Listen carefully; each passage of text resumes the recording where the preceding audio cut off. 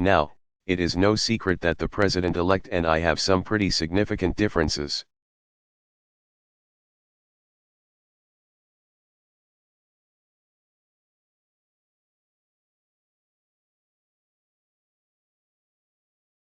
But remember, 8 years ago President Bush and I had some pretty significant differences.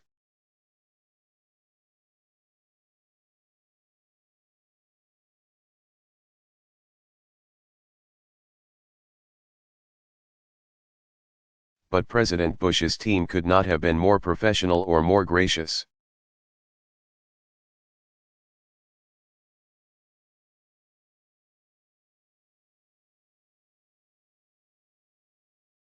In making sure we had a smooth transition so that we could hit the ground running.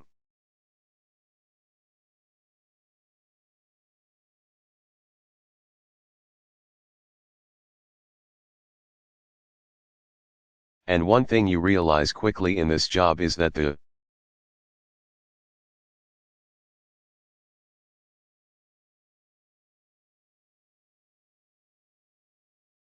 presidency and the vice presidency is bigger than any of us.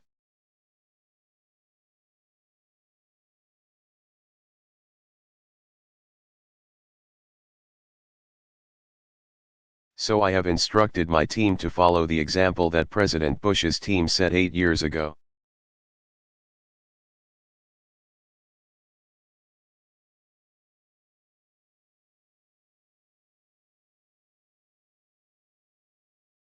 And work as hard as we can to make sure that this is a successful transition for the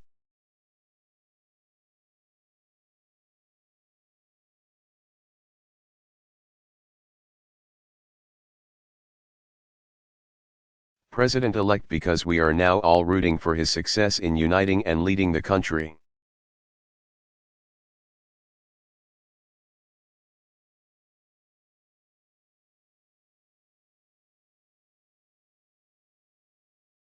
The peaceful transition of power is one of the hallmarks of our democracy.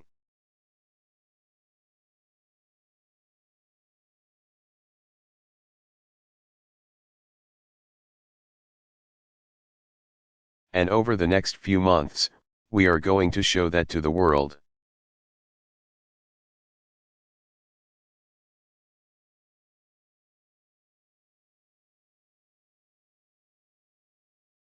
I also had a chance last night to speak with Secretary Clinton, and I just had a chance to hear her remarks.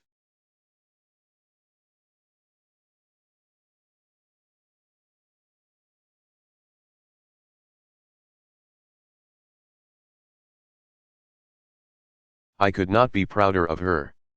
She has lived an extraordinary life of public service.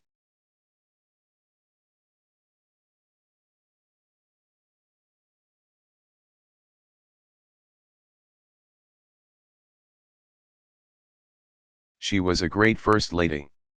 She was an outstanding senator for the state of New York.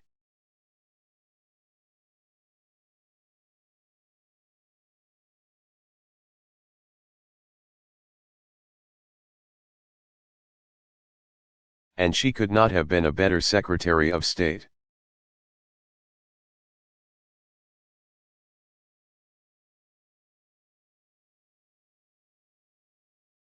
I'm proud of her.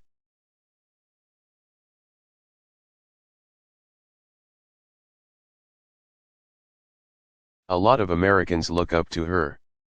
Her candidacy and nomination was historic and sends a message.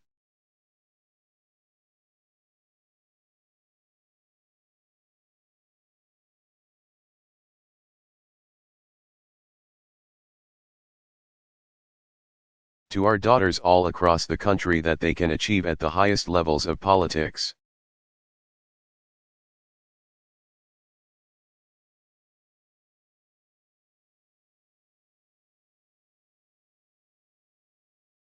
And I'm absolutely confident that she and President Clinton will continue to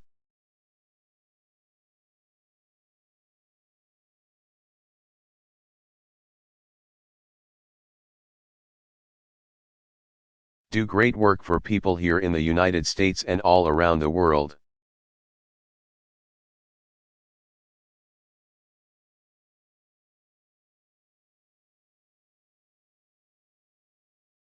Now, everybody is sad when their side loses an election.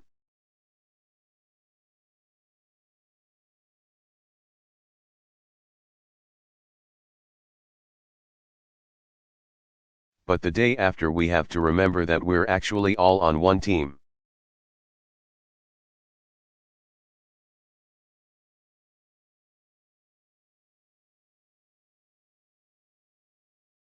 This is an intramural scrimmage. We're not Democrats first.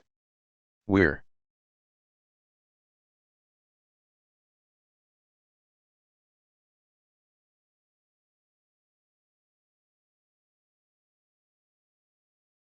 not Republicans first. We are Americans first. We're patriots first.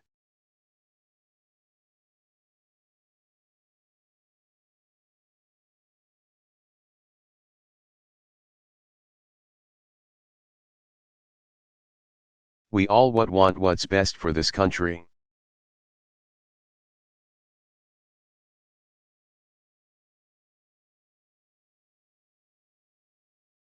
That's what I heard in Mr. Trump's remarks last night. That's what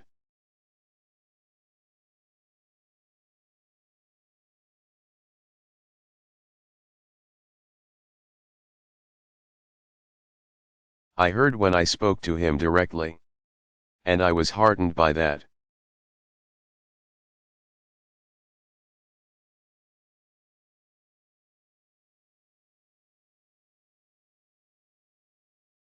That's what the country needs, a sense of unity, a sense of inclusion.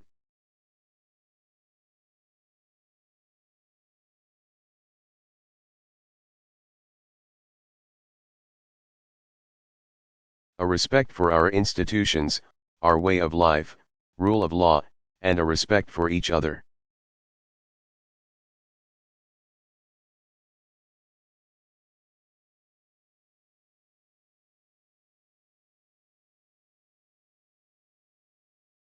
I hope that he maintains that spirit throughout this transition.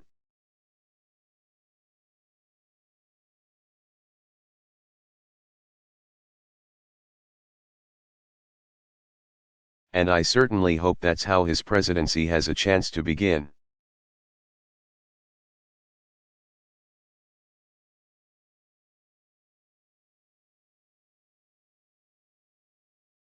I also told my team today to keep their heads up, because the remarkable work that they have done, day in,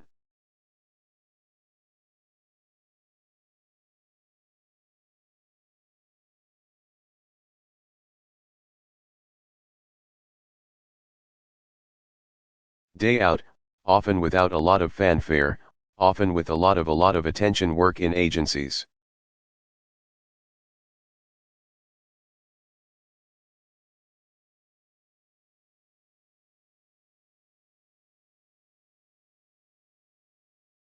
Work in obscure areas of policy that make government run better, and make it more responsive.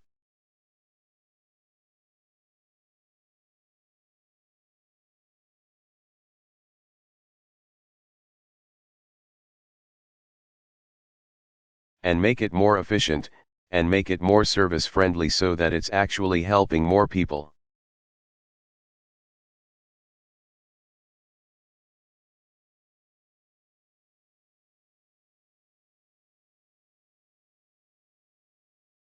That remarkable work has left the next president with a stronger,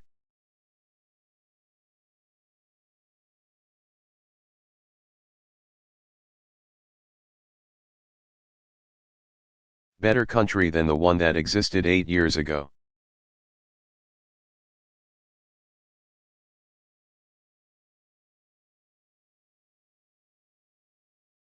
So win or lose in this election, that was always our mission.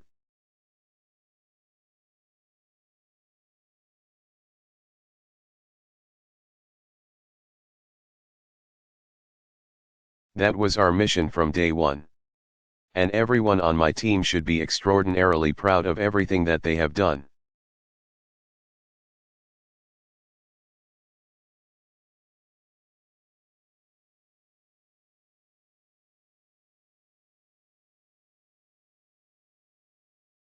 And so should all the Americans that I've had a chance to meet.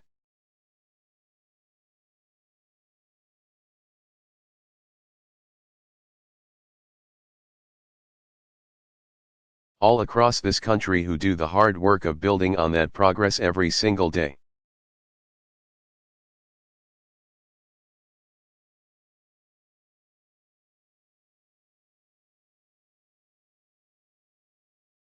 Teachers in schools, doctors in ER clinic, small businesses putting their all into starting something up.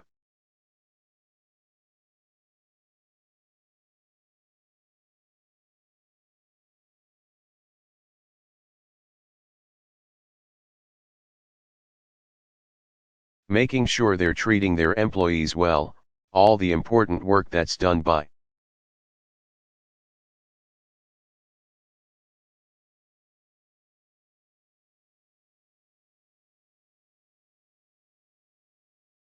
moms and dads and families and congregations in every state, the work of perfecting this union.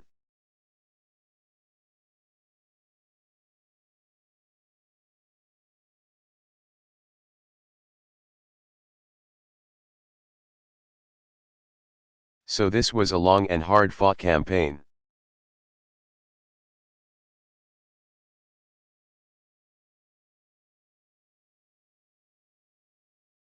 A lot of our fellow Americans are exalted today, a lot of Americans are less so.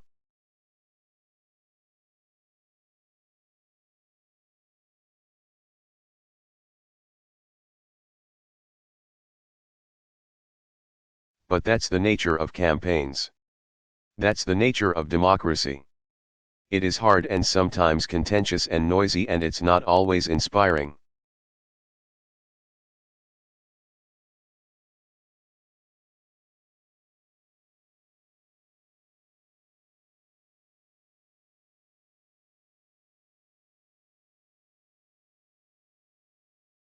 But to the young people who got into politics for the first time and may be disappointed by the results,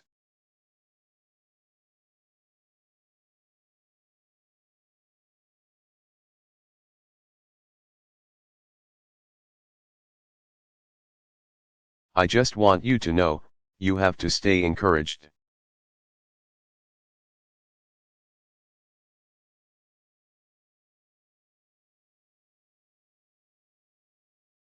Don't get cynical.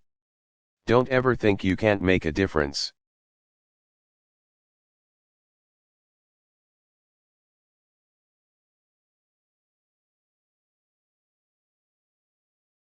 As Secretary Clinton said this morning, fighting for what is right is worth it.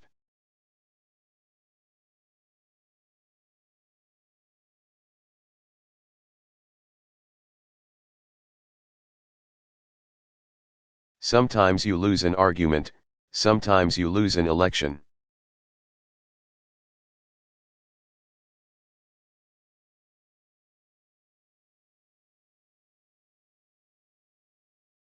You know, the path that this country has taken has never been a straight line.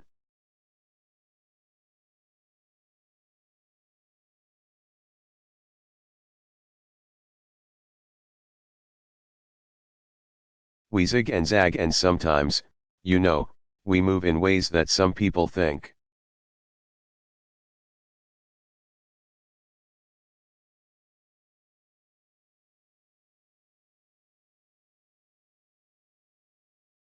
Is forward and others think is moving back, and that's okay. I've lost elections before. Joe hasn't.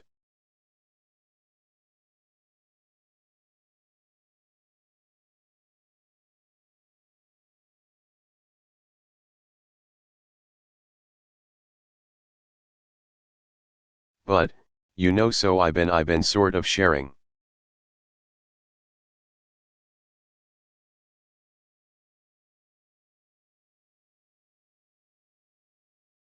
Vice President Biden, I remember you beat me badly.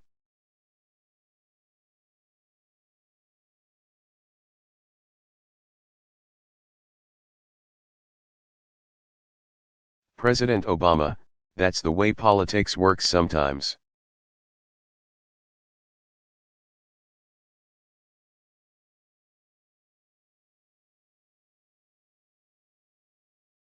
We try really hard to persuade people that we're right and then people vote.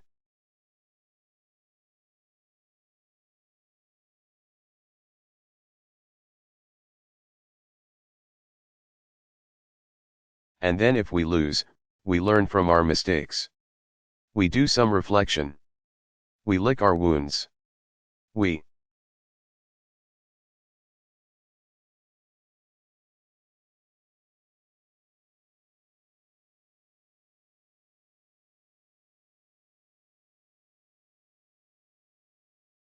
brush ourselves off. We get back in the arena. We go at it. We try even harder the next time.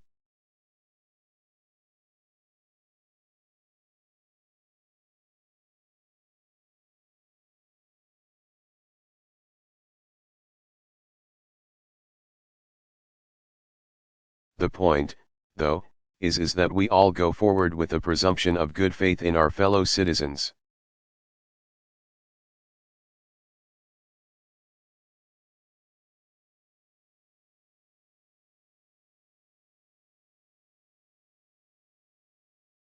Because that presumption of good faith is essential to a vibrant and functioning democracy.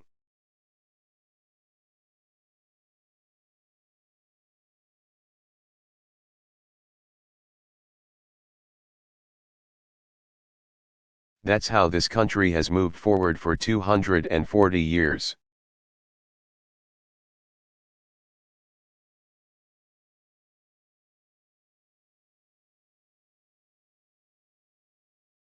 It's how we pushed boundaries and promoted freedom around the world.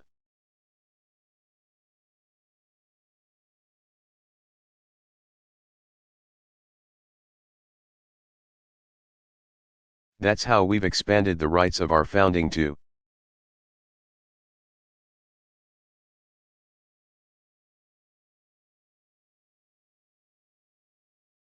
Reach all of our citizens. It's how we have come this far.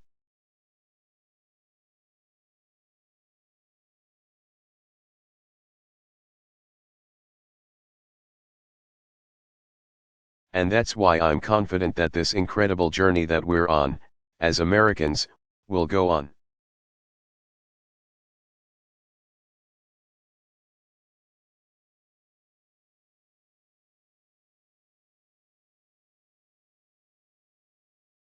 And I'm looking forward to doing everything that I can to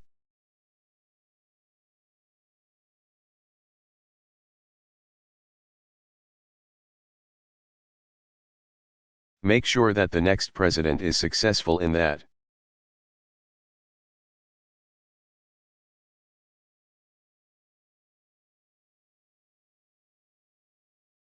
I've said before, I think of this job as being a relay runner.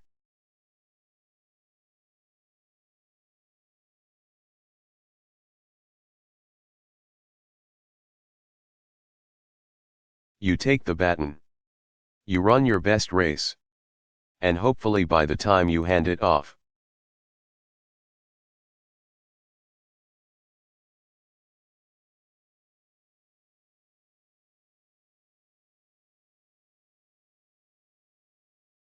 you're a little further ahead, you've made a little progress.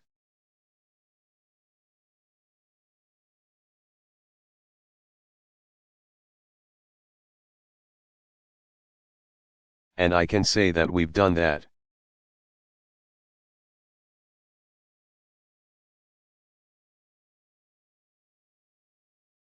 And I want to make sure that handoff is well executed because ultimately we're all on the same team.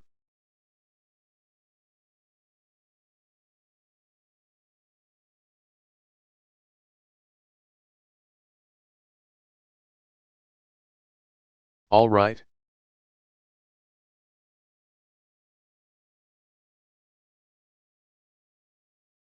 Thank you very much, everybody.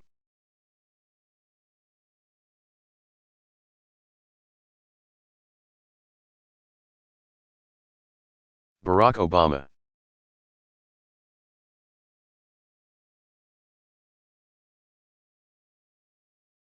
Address honoring 2015 NBA champions the Golden State Warriors.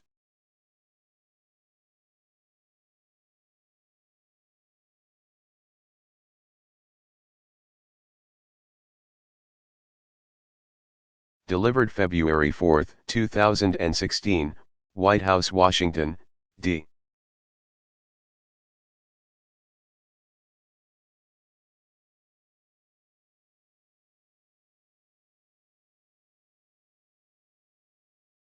C.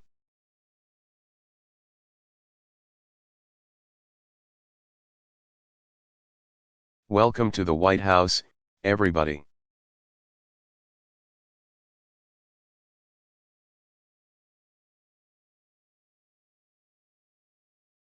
Give it up for the NBA champion Golden State Warriors. Everybody please have a seat. Now.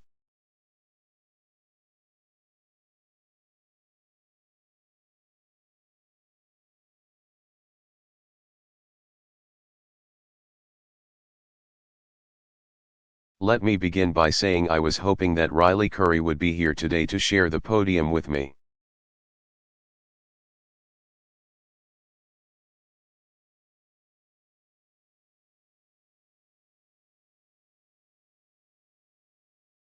But I guess I'm going to have to get media training some other day.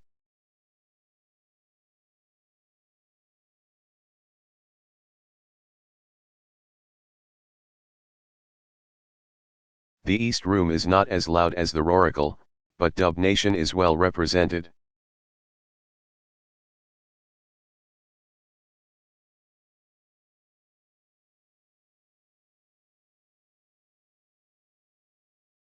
We've got some members of my cabinet and Congress in the House who are big fans.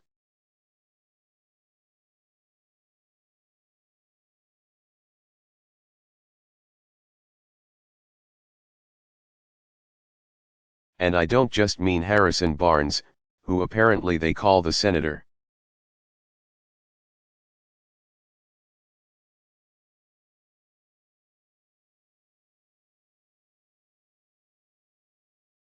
He's from Iowa, so maybe he's got some politics in his blood.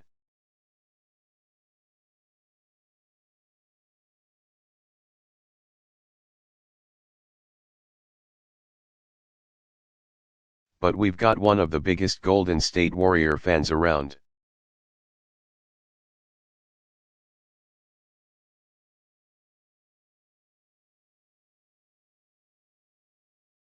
Our leader in the House of Representatives, Democratic leader Nancy Pelosi.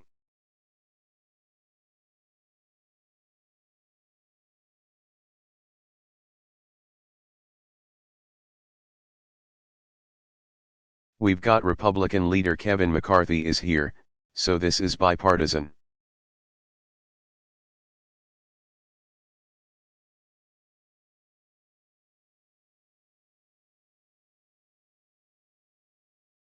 We have Mayor Schaaf is here. So we're glad you're here to celebrate the best in the Bay.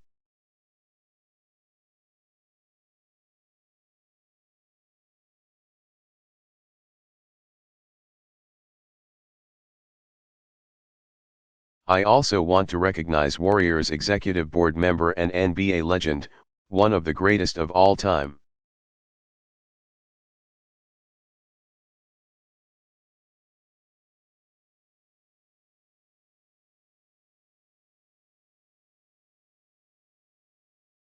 The logo, Jerry West. As well as owner Joe LaCobb, and general manager Bob Myers.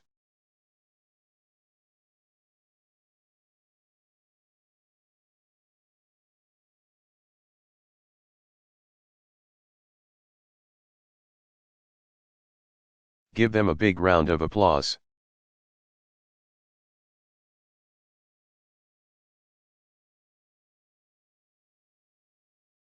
Now, it is rare to be in the presence of guys from the greatest team in NBA history.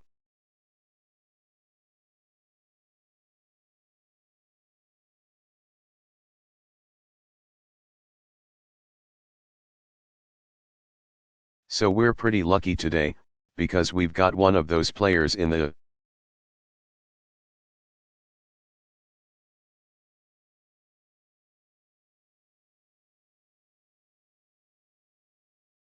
House. Steve Kerr from the 1995-96 Chicago Bulls. It's good to see you back.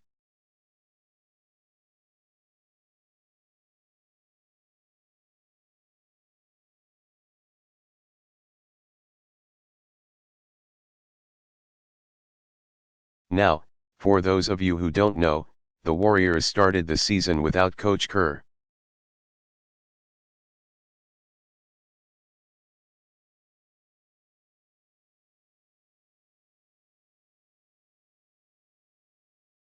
Who was recovering from back surgery.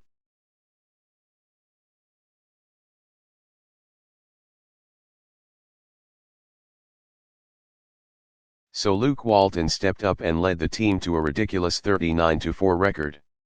Unfortunately,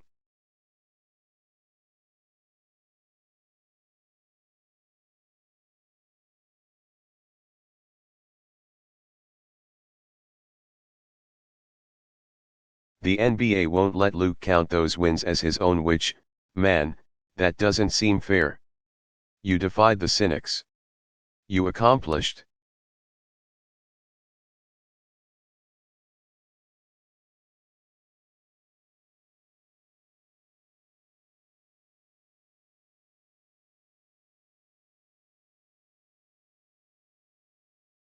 Big things. You racked up a great record, and you don't get enough credit. I can't imagine how that feels.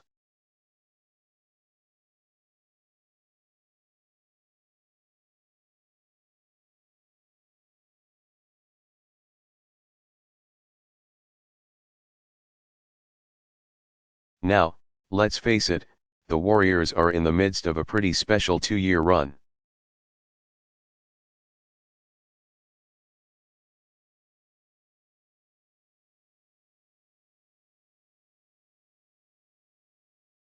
Folks are saying that they are revolutionizing basketball.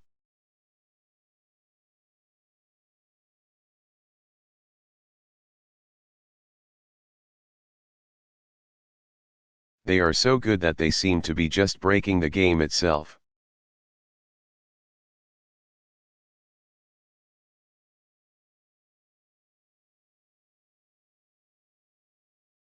And I don't play anymore, but I still know a little bit about basketball.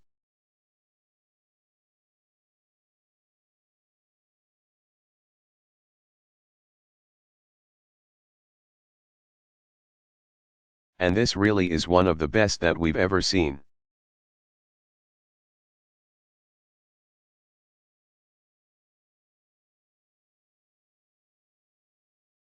Great shooting, great passing, a small ball nuclear lineup. It's almost not fair.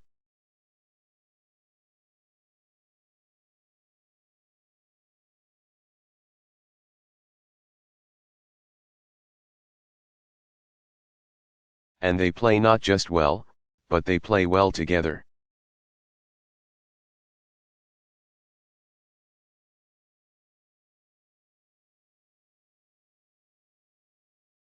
They play as a team the way basketball is supposed to be played.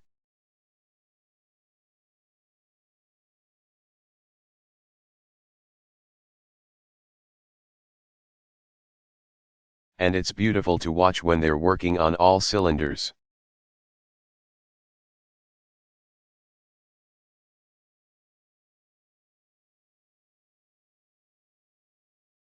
Now, let's face it, beautiful was not how folks described the Warriors for many years.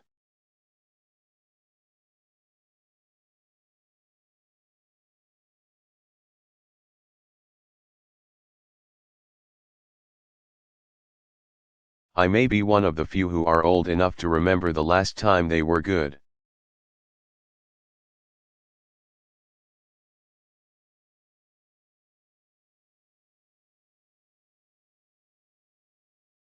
Back in the middle of the 70s, I was the last time they won a championship. I was 10 years old.